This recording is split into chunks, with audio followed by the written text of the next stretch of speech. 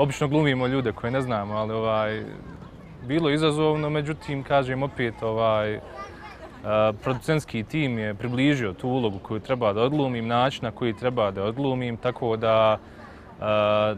tako da mislim da je produkt svega toga jako iznimno uspješan i jedna dobra rola koja ne traje dugo, međutim, vrlo je bitna za cijeli film, jer nekako je prekretnica u filmu. Neću to zaboraviti sigurno dugo, jer mi je to jedno veliko i dobro iskustvo. A druga stvar, puno stvari je ostalo onako na mene upečatljivije kroz čitav tok ovog scenarija koji je rađen. Ova ideja vašeg filma mislim da će podstaći i na neki način pomoći svima onima koji su u nekoj situaciji zaboravljeni, oštećeni, da će im ovo biti neka vrsta satisfakcije. Kasnije kad sam čuo o kome se radi i ko je taj čovjek i šta je on doprinio za Bosnu i Hercegovinu i šta je on svojim zalaganjem, čak i svojim krvlju dao za ovu Bosnu, jednostavno kad su rekli da glumim tu ulogu njegovu, ja sam jednostavno prihvatio. Nakon mog iskustva u informativnom programu, dakle na televiziji, sasvim slučajno, ali opet negdje i očekivano, desila se i ponuda za učestvovanje, odnosno za dio tima u snimanju jednog filma. Ponudu sam svakako prihvatila iz razloga što ja bih to sve spojila u jedno, sve je to jedna medijska industrija. U Bosni i Hercegovini možete napraviti stvarno čuda kada je u pitanju film.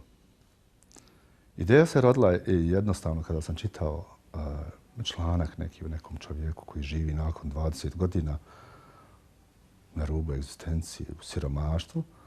I onda sam zamišljao sam kako bi bilo uraditi ispitivanja, sad istraživanja. Sama tema i kompletna priča, nadam se, ako Bog da će završiti sretno, da će polučiti rezultatom željenim. Da kompletna priča, kompletan film ima svrhu, ima svoj cilj. Ovaj projekat koji vi radite je projekat zaista vrijedan velike pažnje. Radi se o podršci ljudima koji su u teškoj situaciji i naravno da ne možete biti gluvi na taj posao. Što se tiče samog projekta, filma, ima jako zanimljivu tematiku. Radi se o čovjeku koji živi 20 godina bez ikakvih primanja, bez svoje porodice, bez identiteta jer nema lične dokumente, a općenito u cijeloj mojoj priči kada je u pitanju televizija i taj rad priloga, nekako sam se tu najviše nalazila, odnosno najviše sam voljela te priče o ljudskim životima, o različitim ljudskim sudbinama. Sama činjenica da živi 20 godina u jednoj šupi, čovjek, bez hrane, bez ikakvih primanja, trebalo se istraživanja, akademska ta istraživanja sad vraćati 20 godina unazad. Kako je došao uopće u tu situaciju.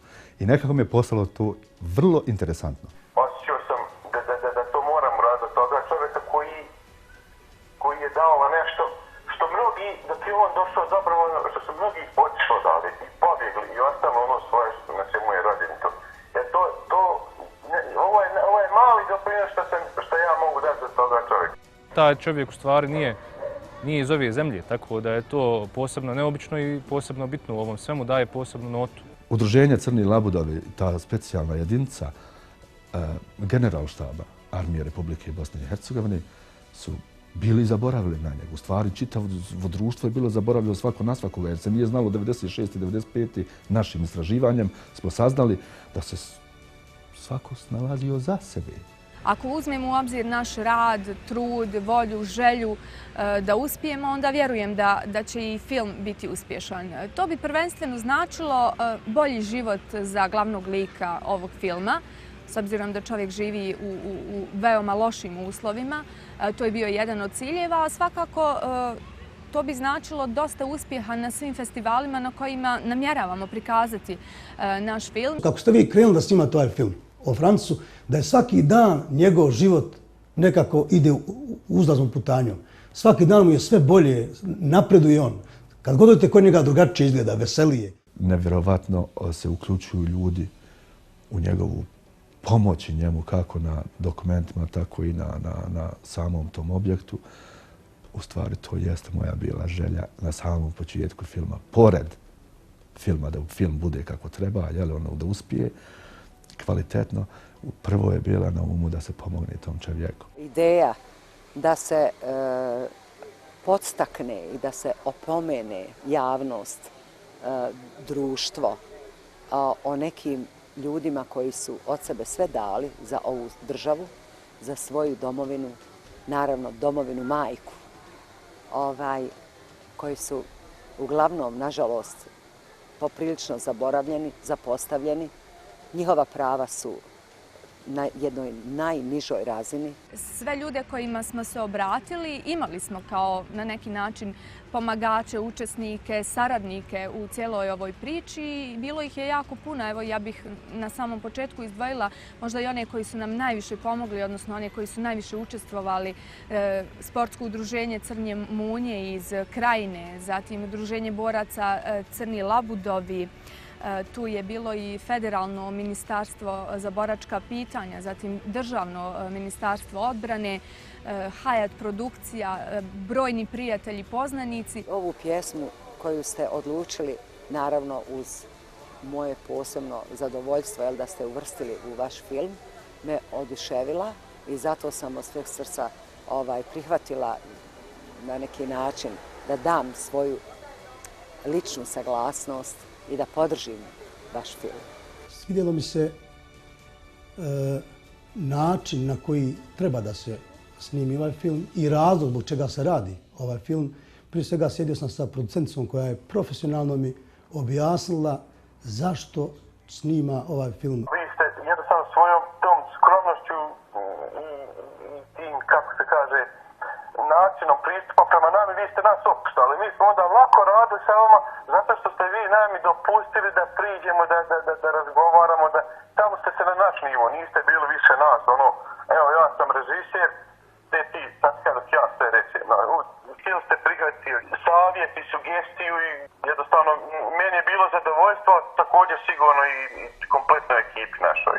Mogu da kažem da sam po prvi put vidio određeni stepen profesionalizma na području Bosne i Hercegovine.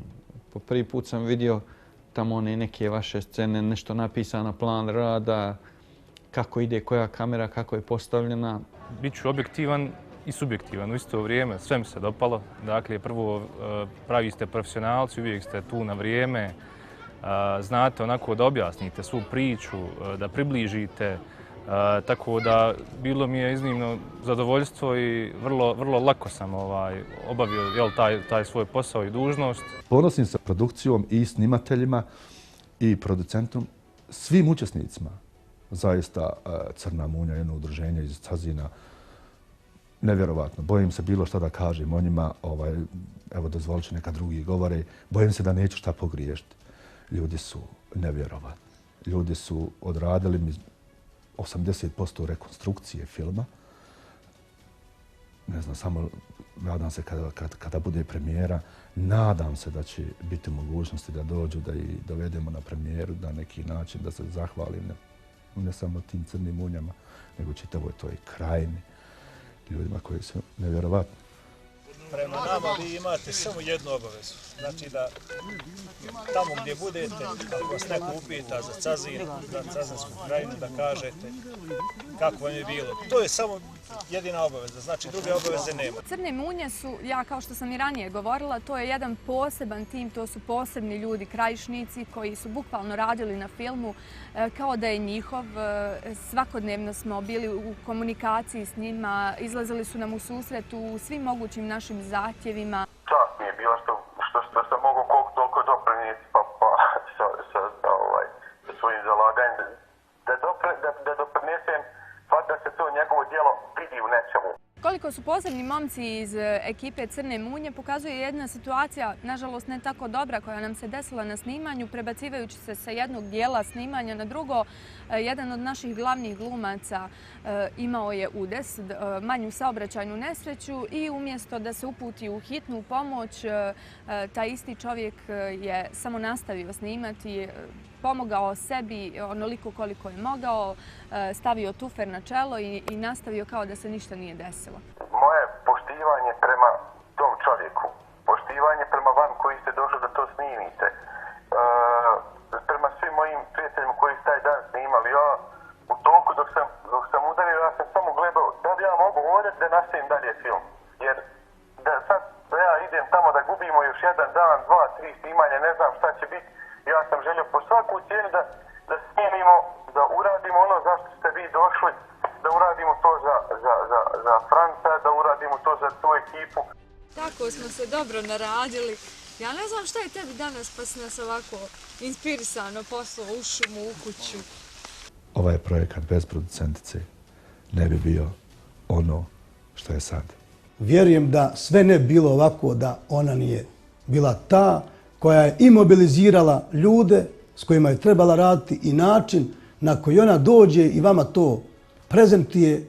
To je toliko jasno šta se traži da prvo ne možete biti, da ne učestvujete u tome, niti možete da je odbijete, nego naprotiv date maksimum što možete da date o sebe za izradu ovog projekta. Režiser filma Identitet je Bosanac, dakle čovjek koji je rođen u Bosni i Hercegovini, ali godinama živi i radi u Dublinu, odnosno Irskoj. I mislim da je to odličan spoj tog bosanskog i europskog mentaliteta za odličnu poslovnu saradnju. Svakodnevno učim nešto novo od njeg. Ono što bih istakla u prvi plan je možda komunikativnost. Njeg ćeš ti, slušaj, pazi mi samo na frame, na visinu. Zatim cinematografija, montaža. To su stvari, odnosno situacije u kojima primjećujem da je jako profesionalan, da su to upravo polja na kojima se dosta može naučiti od njega. Zna svoj posao da radi, vrlo je stručan, praktičan, što je vrlo važno. Nije neko ko gnjavi, ko guši sa svojim nekim temama, pitanjima. Vrlo prosto, jednostavno, što bi rekli, narodni čovjek potkovan velikim znanjem.